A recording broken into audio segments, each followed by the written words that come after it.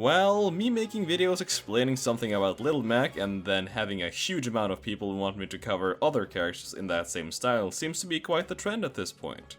So recently I had a look at Little Mac's hitboxes where I explained why they were, well, less than optimal. And I must say I certainly did not expect that video to get as much traction as it did. But as a result of that, I got a ton of requests from people wanting me to cover other characters. And since hitboxes is something I'm actually quite intrigued by, I'm not one to argue. So in this video I'll be taking a look at quite an infamous character, that being Cloud. Consider this the counterpart to the last video, because this time we're gonna look at a character that has really good hitboxes. Almost too good in fact. So instead of being awful, they are quite busted to be honest. Get it? Cause he has a buster sword. It might not come as a big surprise that when you have a big ass sword, that also leads to you having some big ass hitboxes. Though some of his hitboxes are, let's say, quite ridiculous. Like actually much bigger than his sword in some cases. So let's just start with his jab, shall we? This hitbox is kind of deceptive, being much lower than you would actually expect. From my experience, the first two hitboxes combo into each other very consistently. Though again, there are stuff like this that could happen, which is not really a bad thing, but strange nonetheless. The finisher hitbox does its job well, granted that the second hit can combo into it. F-Tilt consists of one singular massive hitbox. There is not much to say about it besides, well, just look at it. I can only imagine there was like an intern at Nintendo that was tasked by making this hitbox, and Sakura was like, make sure it matches his sword, and Mr. Intern was like, got it, and then he made this. I mean, there's really nothing to say about it, it's just a massive singular hitbox.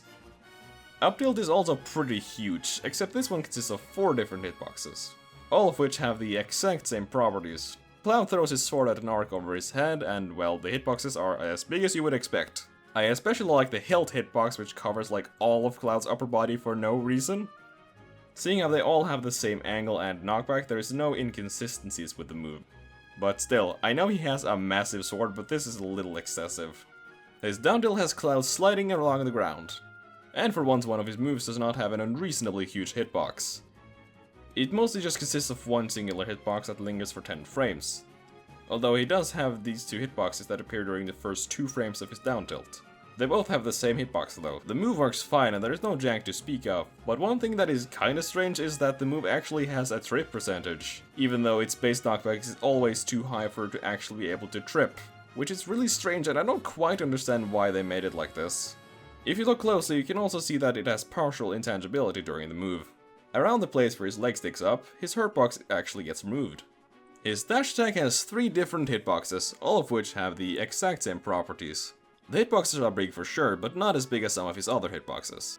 It lingers for quite a while, but the frames that linger have a much smaller hitbox. And for some reason it has a hitbox on Cloud's body. I can only imagine this was to make sure that the move did not whiff at close ranges, but it kinda looks out of place to be honest. Alright, let's move on to his special moves. Sadly, his neutral B can't really be visualized properly, so we can't actually look at the projectile itself, which is a shame because I have had stuff like this happen to me before, and I would really like to have a look at the hitbox to see if I could get to the bottom of it. But what we can see is that it has a wind box during startup, which is honestly not really that interesting, neither can I really get a good shot of how it works. So yeah, sadly we can't really look at Blade Bream's projectile. All the hitboxes up to now have been relatively easy to follow, but it's time to change that up. Side B is a really strange move with a lot of different hitboxes. The move is known for being quite janky, and having opponents fall out of it on occasion, the non-limit version of it anyways. There is a lot to talk about here, so let's just get started. The first slash consists of 3 different hitboxes, and this is a good time to cover position-dependent hitboxes. The green hitbox will only hit opponents that are grounded, and some other hitboxes that we'll see later will only hit aerial opponents. Most hitboxes hit both grounded and aerial opponents, but like you can see there are some exceptions. Granted, the green hitbox is almost completely covered by the blue hitbox that hits both grounded and aerial opponents, so it's not like there's any less reach when hitting aerial opponents. Something I did not bring up in the last video is hitbox IDs. This is much more important to mention when talking about moves that have a lot of different hitboxes. Essentially, the way that this works is that when you get hit by hitboxes that overlap, the hitbox with the lowest ID is the one that takes effect. In this case, that would be the red one here. And if you hit it like this, where the blue and the green overlap, the green one is the one that takes effect. You probably get the idea. This is the case for every move in the game, but obviously the overlapping depends on the move's individual hitbox. All the different hitboxes on side B have their own angles that all make sense when thinking about the hit that comes after them. The green and red both launch at appropriate angles, although the blue one has something called an auto-link angle. Very easily explained, this means that the knockback direction of the move is the same as the direction the opponent was moving before the move hit. Kurogane Hammer made this image explaining it in a bit more detail, so if you want to look more into it, you can pause and look at it right now. Lastly, I want to mention that all of these hitboxes have an SDI multiplier of 0. This means that you cannot match these hitboxes, and any angle that you get sent on is purely dependent on your position before the move hits you. So at least this is not the reason why you fall out of side B. With all of that out of the way, let's move on to the second hit. The second hit only has 2 hitboxes, and the second hitbox is so small that it's almost not even noticeable in gameplay. The big hitbox launches up and to the left, and this is where most of the problems with the move comes in. If the first hit connects too high, the second hit will likely launch you out of the move, and at this rate you can just jump out. This hitbox also has the 0 SDI multiplier, so once again, if you fall out of it, it's because of the move itself and not SDI. The final part of the move consists of 3 attacks. The first one has 2 hitboxes, one that launches upwards and one that launches straight down. I can only imagine they made this one to launch you down in case you were launched too high, though its hitbox is down prioritized by the one that launches you upwards. The second hitbox has 2 hitboxes that launch upwards, and the final one is just one singular hitbox that launches them away from Cloud. The 3 final hitboxes actually does have an SDI multiplier of 1, so you can try to escape it. With all of that out of the way, it makes sense why the move drops you out sometimes. With a lot of the hitboxes hitting upwards, if you get lucky, you might just miss the hitboxes that launch you back into the move. This entire move becomes less reliable as percentages and rage build, but mostly it all comes down to which hitboxes you get hit by. In the air it's even less consistent, with all of the problems listed above, combined with Cloud's position constantly changing because the move does not stop his momentum in the air. Limit cross slash, however, is much more consistent, so I won't really go into that much detail about it. It's more consistent mostly because the hitboxes are just bigger and the angles are a lot better as well, consisting of lower knockback during the first attacks as well as auto-link angles. This and the fact that the move executes much faster allows for much less jankiness. Whew, finally done with side B.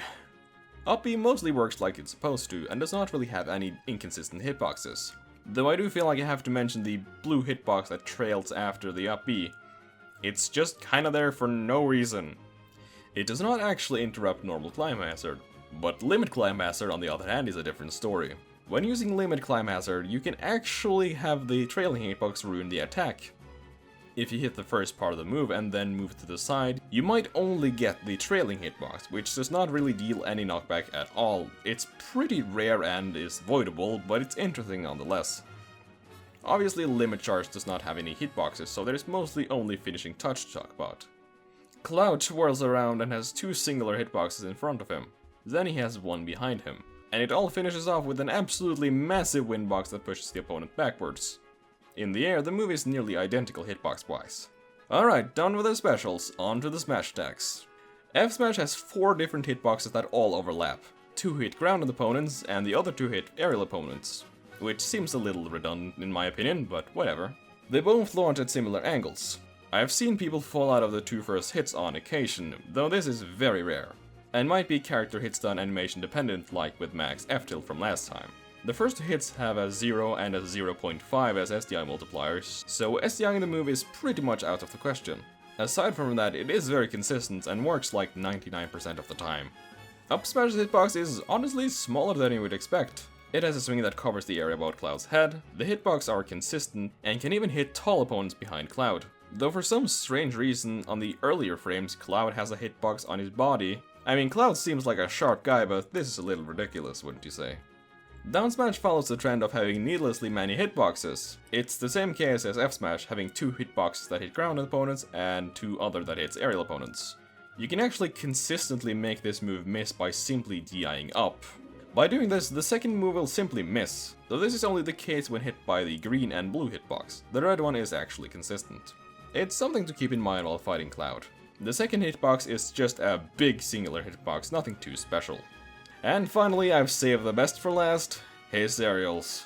I don't really need to tell you that his aerials are ridiculous, since you probably already knew that. His neutral air is, well, about just what you would expect. At first I thought it was bigger, it actually does not even cover his entire sword, with it not even covering the tip of the blade, though Cloud is so fast in the air that this barely even matters. It's a great hitbox that covers all around Cloud. If you raw it, you can even combo into stuff. There's not too much to say about it besides the fact that it's just great. Alright, time for the big one. Up air. I mean, you have probably already seen this hitbox. It's probably one of the most famous or infamous hitboxes in Smash 4. The move has Cloud lifting his sword across his body and holding it over his head. The first active frames have an absolutely massive hitbox that covers a lot of range. And after that, the move has a smaller hitbox that lingers for a long time. It can even hit grounded opponents because of the way Cloud moves his body. Again, there is not too much to say about it, it's just a massive hitbox. Same thing is true for Cloud's back air. It's huge and covers a lot of distance. It has one singular massive hitbox. Looks like Mr. Intern is back at it again. His forward air, however, is a little bit more interesting, as it's kind of deceptive. It looks like the hitbox would cover the area above Cloud's head, when it simply doesn't. Though the hitbox it does have is huge and the red spot actually spikes, and it even lingers for a long time afterwards. And finally there is his down air. The first active frames can spike and covers a large amount of area, though the lingering hitbox is actually deceptively small, not covering the sword close to the hilt or even close to the tip of the blade. And this is why a lot of characters can actually challenge it with other disjoints. Though that's not to say that it's a bad move, not at all. But that is about it. This was a little longer than usual as there was a lot to talk about. I hope you enjoyed this little insight into Cloud's busted hitboxes. It's something I really do enjoy talking about. And if you guys want more of this, let me know. You can suggest what character you want me to cover in the comments, I suppose. Though do keep in mind that not every character has hitbox visuals at the moment. But hey, that's about it. As always, thank you so much for watching.